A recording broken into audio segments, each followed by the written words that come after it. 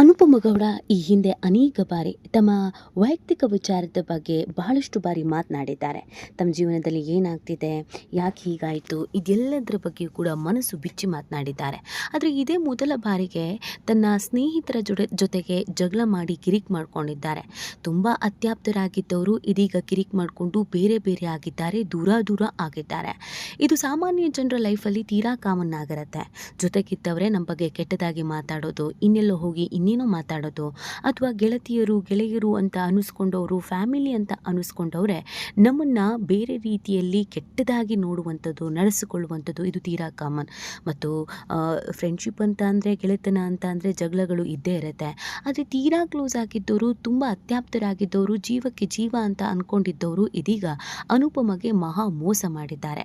ಆ ಕಾರಣಕ್ಕಾಗಿ ಅನುಪಮ ಇದೀಗ ಕೆಲವರ ಫ್ರೆಂಡ್ಶಿಪ್ಗೆ ಗುಡ್ ಬೈ ಹೇಳಿದ್ದಾರೆ. ಅದರಲ್ಲೂ ಒಬ್ಬ ಸ್ನೇಹಿತೆಗೆ ಉಗಿದು ಉಪ್ಪಿನಕಾಯಿ ಹಾಕಿ ಇದೀಗ ಗುಡ್ ಬೈ ಹೇಳಿ, ನಿನಗೂ ನನಗೂ ಸಂಬಂಧ ಇಲ್ಲ, ಇನ್ಮೇಲೆ ಯಾವುದೇ ಕಾರಣಕ್ಕೂ ನನ್ನ ಜೊತೆಗೆ ಇರಬೇಡ ಅಂತ ಹೇಳಿದ್ದಾರೆ. ಹಾಗಿದ್ರೆ ಆ ಗೆಳತಿ ಯಾರು, ಅಂಥದ್ದು ಏನು ಮಾಡಿದ್ರು, ಅನುಪಮ ಜೀವನದಲ್ಲಿ ಆಟ ಆಡಿದಂಥ ಆ ಹುಡುಗಿ ಯಾರು, ಇದೆಲ್ಲವನ್ನ ಈ ವಿಡಿಯೋದಲ್ಲಿ ಹೇಳ್ತಾ ಹೋಗ್ತೀವಿ. ಆದರೆ ಇಲ್ಲಿವರೆಗೂ ನಿಮ್ಮ ಮೆಘಾ ಸುದ್ದಿಯನ್ನು ಸಬ್ಸ್ಕ್ರೈಬ್ ಮಾಡಿಲ್ಲ ಅಂದರೆ ಈಗಲೇ ಸಬ್ಸ್ಕ್ರೈಬ್ ಮಾಡಿ, ಹೆಚ್ಚಿನ ಮಾಹಿತಿಗಾಗಿ ಬೆಲ್ ಐಕಾನ್ ಪ್ರೆಸ್ ಮಾಡೋದನ್ನು ಮರಿಬೇಡಿ. ಎಸ್, ಅನುಪಮ ಗೌಡ ಈ ಹಿಂದೆಯಿಂದಲೂ ಕೂಡ ಅನೇಕ ಬಾರಿ ಹೇಳ್ಕೊಂಡು ಬಂದಿರೋದು, ನಾನು ಇವತ್ತು ಇಲ್ಲಿವರೆಗೂ ಹೀಗಿದ್ದೀನಿ ಅಂತಂದರೆ ಅದಕ್ಕೆ ಕಾರಣ ನನ್ನ ಗೆಳತಿಯರು ಅಥವಾ ನನ್ನ ಜೊತೆಗಿರುವಂಥ ಸರ್ಕಲ್ಲು. ನನಗೆ ಫ್ಯಾಮಿಲಿಯಿಂದ ಸಪೋರ್ಟ್ ಇಲ್ಲದೆ ಇರಬಹುದು, ನನ್ನ ತಂದೆ ತಾಯಿ ತಂಗಿ ಇಷ್ಟೇ ನನ್ನ ಜೀವನ, ಅದನ್ನು ಹೊರತುಪಡಿಸಿ ಇನ್ಯಾರೂ ನನಗೆ ಸಪೋರ್ಟ್ ಮಾಡಿಲ್ಲ. ತಂದೆಯನ್ನು ಕಳ್ಕೊಂಡ್ಮೇಲೆ ನಾನು ನಿಜವಾಗ್ಲೂ ಮಾನಸಿಕವಾಗಿ ಕುಗ್ಗಿ ಹೋಗಿದ್ದೆ. ನನ್ನ ತಾಯಿ ತಂಗಿ ಜೊತೆಗಿದ್ರೂ ಕೂಡ ಕೆಲವೊಂದನ್ನು ನಾನು ಅವ್ರ ಜೊತೆಗೆ ಹೇಳ್ಕೊಳ್ಳೋದಕ್ಕೂ ಆಗಲ್ಲ, ನನ್ನ ಸಮಸ್ಯೆಗಳನ್ನು ಮುಕ್ತವಾಗಿ ಮಾತನಾಡೋದಕ್ಕೂ ಆಗಲ್ಲ. ಆ ಸಂದರ್ಭದಲ್ಲಿ ನನ್ನ ಜೊತೆಗೆ ನಿಂತಿರೋದು, ಧೈರ್ಯ ಹೇಳಿರೋದು, ಇವತ್ತಿನವರೆಗೂ ನಾನು ಇಲ್ಲಿವರೆಗೂ ಬೆಳೆದು ನಿಂತಿದ್ದೀನಿ ಅಂತಂದರೆ ಅದಕ್ಕೆ ಕಾರಣ ನನ್ನ ಗೆಳತಿಯರು ಅಂತ ಮನಸ್ಸು ಬಿಚ್ಚಿ ಮಾತನಾಡಿದರು. ಕಷ್ಟದ ಕಾಲದಲ್ಲಿ ಮತ್ತು ಭಾಳಷ್ಟು ಬಾರಿ ನಾನು ಎಡವಿದಾಗ, ನಾನು ಗೆದ್ದಂಥ ಸಂದರ್ಭದಲ್ಲಿ ನನ್ನ ಪರವಾಗಿ ನಿಂತಿದ್ದು, ನನ್ನ ಜೊತೆಯಾಗಿ ನಿಂತಿದ್ದು ನನ್ನ ಗೆಳತಿಯರು ಅನ್ನೋದನ್ನು ಅನುಪಮ ಗೌಡ ಮುಕ್ತವಾಗಿ ಮಾತನಾಡಿದರು. ಆದರೆ ಇದೀಗ ಒಬ್ಬ ಗೆಳತಿಯಿಂದ ಆಗಿರುವಂಥ ಮೋಸದ ಬಗ್ಗೆ, ಎಷ್ಟರ ಮಟ್ಟಿಗೆ ಅವ್ರ ಲೈಫಲ್ಲಿ ಡ್ಯಾಮೇಜ್ ಆಗಿದೆ ಅನ್ನೋದ್ರ ಬಗ್ಗೆ, ಮತ್ತು ವಿಶ್ವಾಸ ಗಳಿಸಿದಾಕೆ ಯಾವ ರೀತಿಯಾಗಿ ಮೋಸ ಮಾಡಿದ್ಲು ಅನ್ನೋದ್ರ ಬಗ್ಗೆ ಮಾತನಾಡಿದ್ದಾರೆ. ಹೌದು, ಎಲ್ರಿಗೂ ಗೊತ್ತಿರೋ ಹಾಗೆಯೇ ಅನುಪಮ ಗೌಡಗೆ ತುಂಬ ಜನ ಸ್ನೇಹಿತರಿದ್ದಾರೆ. ಇಂಡಸ್ಟ್ರಿಯಲ್ಲಿ ಎಲ್ಲರೂ ಅವರನ್ನು ಪ್ರೀತಿಸ್ತಾರೆ. ಎಲ್ಲರ ಜೊತೆಗೆ ಉತ್ತಮವಾದಂಥ ಬಾಂಡಿಂಗನ್ನು ಅನುಪಮ ಗೌಡ ಅವರು ಇಟ್ಕೊಂಡಿದ್ದಾರೆ ಕೂಡ ಹೌದು.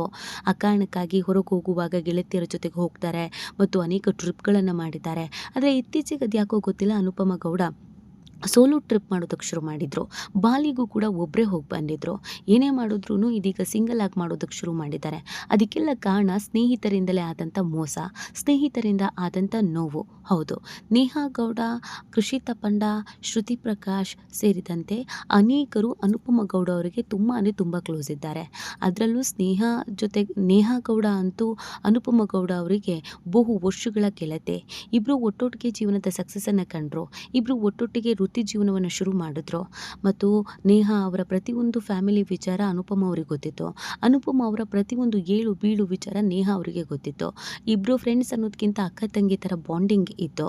ಸೊ ಹಾಗಾಗಿ ನೇಹಾ ಗೌಡ ಮತ್ತು ಅನುಪಮ ತುಂಬ ಕ್ಲೋಸ್ ಅನ್ನೋದು ಎಲ್ರಿಗೂ ಗೊತ್ತಿರೋ ವಿಚಾರ.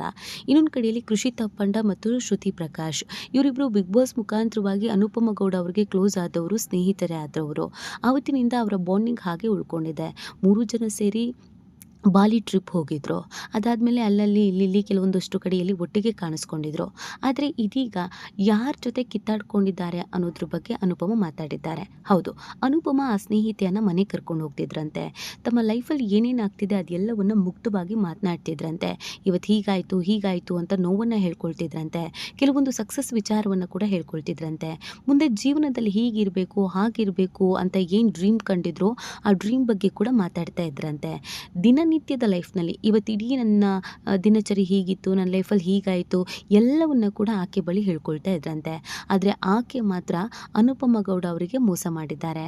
ಅನುಪಮ ಮನೆಗೆ ಹೋಗಿ, ಅನುಪಮ ಮನೆಯಲ್ಲಿ ತಿಂದು, ಅನುಪಮ ಜೊತೆಗಿದ್ದು, ಅನುಪಮ ತಂಗಿ ತಾಯಿ ಜೊತೆಗೆ ಬಾಂಧವ್ಯ ಬೆಳೆಸ್ಕೊಂಡು, ಆದರೆ ಅನುಪಮನಿಗೆ ಗೊತ್ತಿಲ್ಲದ ಕೆಲವೊಂದಷ್ಟು ವಿಚಾರಗಳನ್ನು ಬೇರೆ ಬೇರೆ ಕಡೆಗೆ ಶೇರ್ ಮಾಡಿದ್ದಾರೆ. ಅದಲ್ಲದೆ ಅನುಪಮ ಬಗ್ಗೆ ಕೆಟ್ಟದಾಗಿ ಮಾತಾಡಿದ್ದಾರೆ.